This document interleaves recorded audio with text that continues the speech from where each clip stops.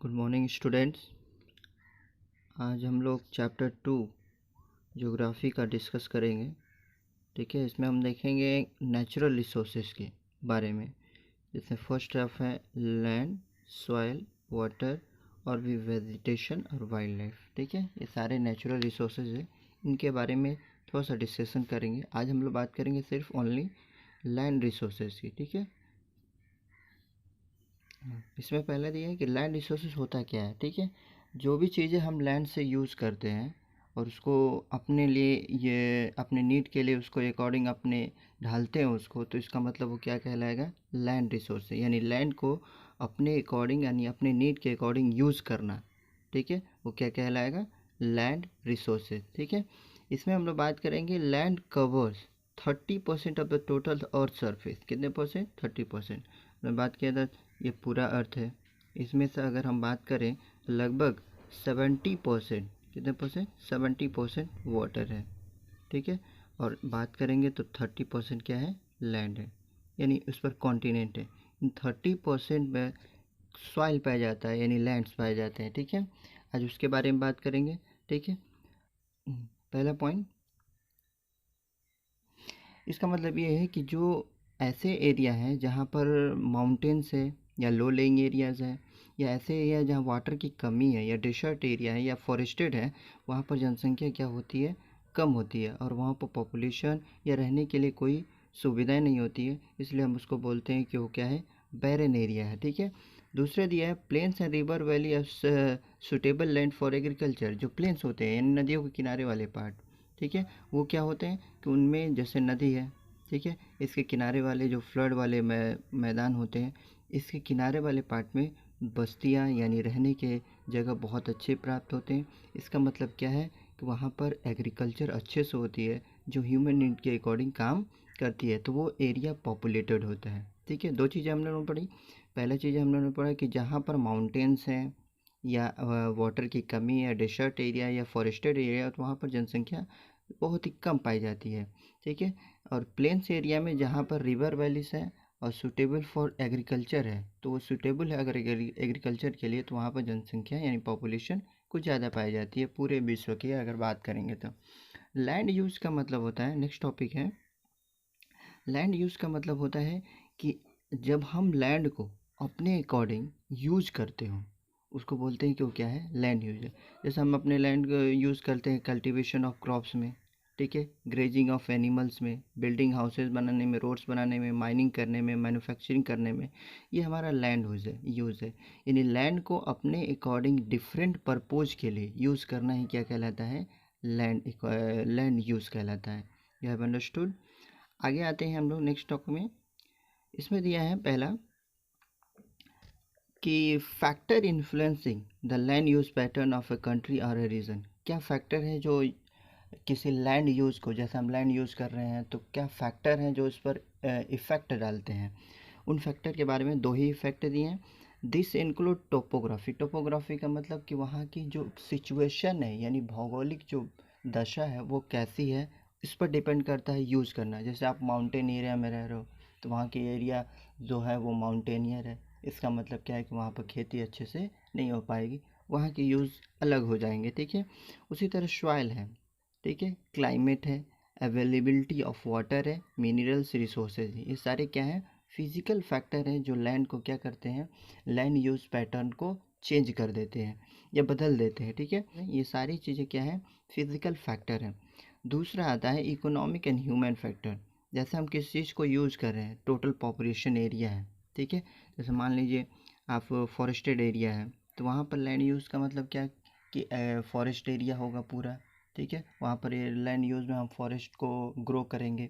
लेकिन कुछ ऐसे एरिया हैं जहाँ पर पॉपुलेशन ज़्यादा है, ठीक है, उस पॉपुलेशन ज़्यादा होने की वजह से वहाँ पर खेती करना आसान नहीं होगा, वहाँ पर इकोनॉमिकल फैक्टर बढ़ जाएंगे। ठीक है, यानी लैंड यूज़ खेती करने के लिए सारी चीज़ें बढ़ जाएंगे, लेकिन उसका यूज़ करने का प्लेस जो होगा वो नहीं बचेगा। तो ये ह्यूमन फैक्टर हो जाएगा कि ह्यूमन ने वहाँ पर बिल्डिंगें बना ली, इसलिए लैंड यूज़ वहाँ पर क्या हो जाएगा, कम हो जाएगा। ठीक है, बात करेंगे जैसे अब सॉइल रिसोर्सेज की। ठीक है, तो सॉइल रिसोर्सेज का मतलब कि soil is the upper most layer of the earth crust.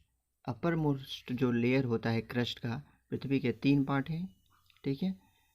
अगर इसको अकॉर्डिंग टू बांटा जाए तो फर्स्ट को कोर बोलते हैं, सेकंड को मेंटर बोलते हैं, और इसको बोलते हैं जो ऊपर वाला पार्ट है, ठीक है ना, एकदम ऊपर का पार्ट, इसको बोलते हैं क्रस्ट। क्या बोलते हैं? क्रस्ट।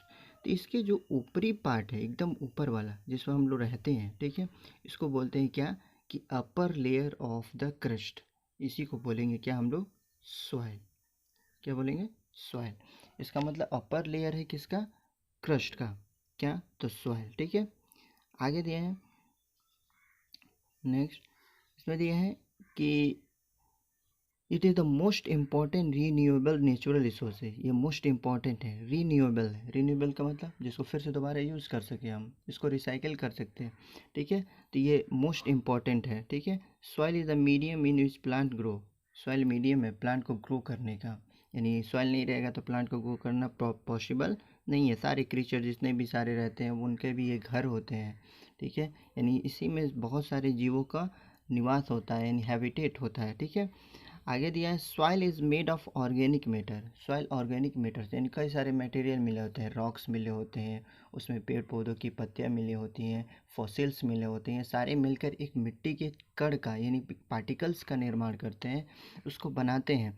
इसका मतलब कि ये जब किसी चीज़ के संपर्क में आएंगे तो इसका क्या होगा? कटेगा सॉइल। फॉर एग्जांपल में अगर हम इन मिनरल से, ऑर्गेनिक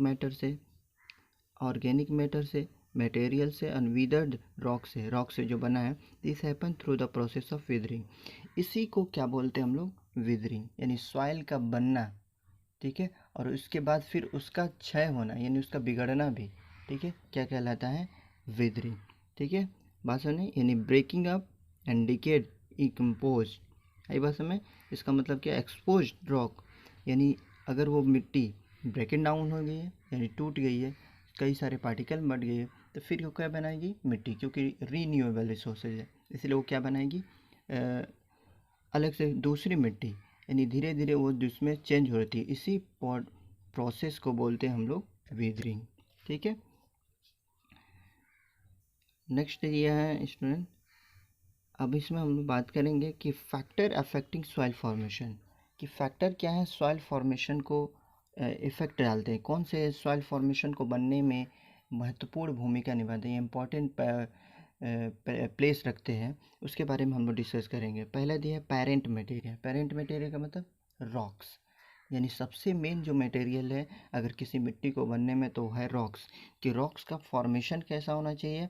अगर रॉक्स अच्छे हैं, अच्छी तरह से विदरिंग हो जाते हैं यानी टूट जाते हैं, तो निश्चित तौर पर एक अच्छी मिट्टी का निर्माण करेंगे, यानी ब्रेकअप करके अच्छे से उसको बनाएंगे मिट्टी को। तो एक अच्छा रॉक्स होना ज़रूरी है पेरेंट मटेरियल में, ठीक है।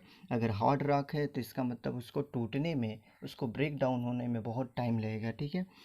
नेक्स्ट आता है तुम्हारा इसमें student, relief influence the process of soil formation in many ways, the most important being the slope of land। इसका मतलब ये है कि अगर हम माउंटेन एरिया में रह रहे हैं, तो वहाँ की जो मिट्टी होगी वो बहुत ही स्लोप होगी, ऐसे होगी, ठीक है, स्लोप होगी।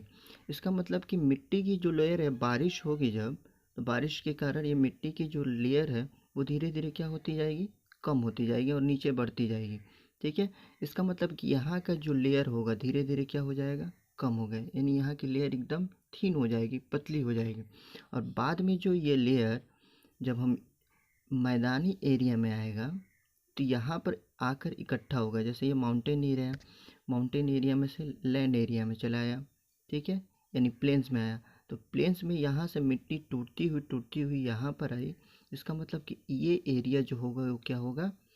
काफ़ी ठीक होगा, थिन नहीं होगा, ठीक होगा। यहाँ पे क्या होगा? थिन होगा, इन लेयर पतली होगी, यहाँ पे क्या हो जाएगा? मोटा हो जाएगा। इसका मतलब क्या है कि यहाँ पर जो लैंड का सॉइल का जो अपर लेयर होगा वो बहुत ही क्या होगा?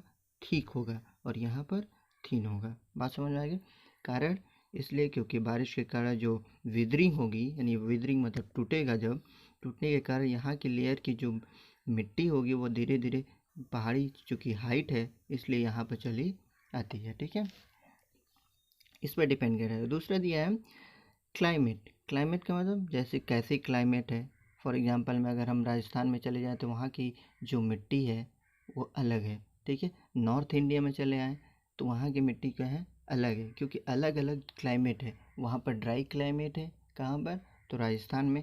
और यहाँ पर एक मिट्टी के लिए अच्छी क्लाइमेट है, इसलिए वहाँ पर क्या हो जाता है कि अच्छी मिट्टी हो जाती है। वहाँ की जो सूखी मिट्टी है राजस्थान में, वो उसके टेम्परेचर या उसके प्रोसेस में यानी वेदरिंग में प्रॉब्लम होती है, इसलिए वहाँ पर रॉक्स जो होते हैं वो छोटे छोटे बालू के कण के रूप में पाए जाते हैं। आई बात समझ में, जिससे मिट्टी के बनने में वहाँ पर बालू के कण के समान मिट्टी बनती है। ठीक है, आगे बात करेंगे हम लोग नेचुरल वेजिटेशन। नेचुरल वेजिटेशन कैसा होगा, नेचुरल वेजिटेशन का मतलब होता है वेजिटेशन कि द डिकेड लीफ मटेरियल।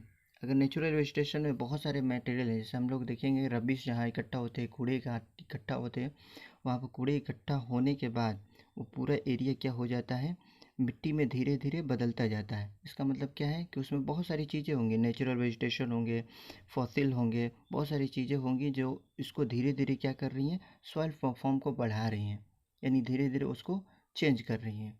ठीक है, आगे हम लोग कल डिस्कस करेंगे। आज के लिए बस इतना ही। Okay student, thank you.